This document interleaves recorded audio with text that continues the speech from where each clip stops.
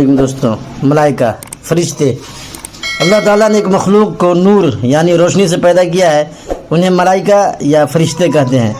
وہ نہ مرد ہوتے ہیں نہ عورت۔ اللہ تعالیٰ نے ان کو یہ طاقت دی ہے کہ جو شکل چاہیں بن جائیں، سوائے کتے اور سور کے۔ وہ ہمیشہ اللہ تعالیٰ کی بات مانتے ہیں۔ اللہ تعالیٰ انہیں جو کچھ کرنے کو کہتا ہے یا جس کام میں لگا دیتا ہے وہی کرتے رہتے ہیں۔ وہ نہ کھاتے ہیں نہ پیتے ہیں اور نہ سوتے ہیں۔ فرشتوں کی اصل تعداد صرف اللہ تعالیٰ کو معلوم ہے۔ اللہ تعالیٰ نے فرشتوں کو الگ الگ کام دیا ہے۔ آئیے ان میں سے 10 مشہور فرشتوں کے نام اور ان کے کام جانتے ہیں۔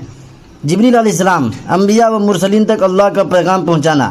میکائیل علیہ السلام، ہوا، بجلی، بارش اور روزی کا انتظام کرنا۔ اسرافیل علیہ السلام، قیامت کے دن سور پھونکنا۔ عزرائیل علیہ السلام، تمام جانداروں کی روح نکالنا۔ رقیب علیہ السلام اور عتید علیہ السلام، بندوں کے اچھے اور برے اعمال لکھنا۔ منکر علیہ السلام اور نکیر علیہ السلام، قبروں میں مردوں سے سوال کرنا۔ رضوان علیہ السلام، جنت کے پہرے دار ہیں۔ مالک علیہ السلام، جہنم کے پہرے دار ہیں۔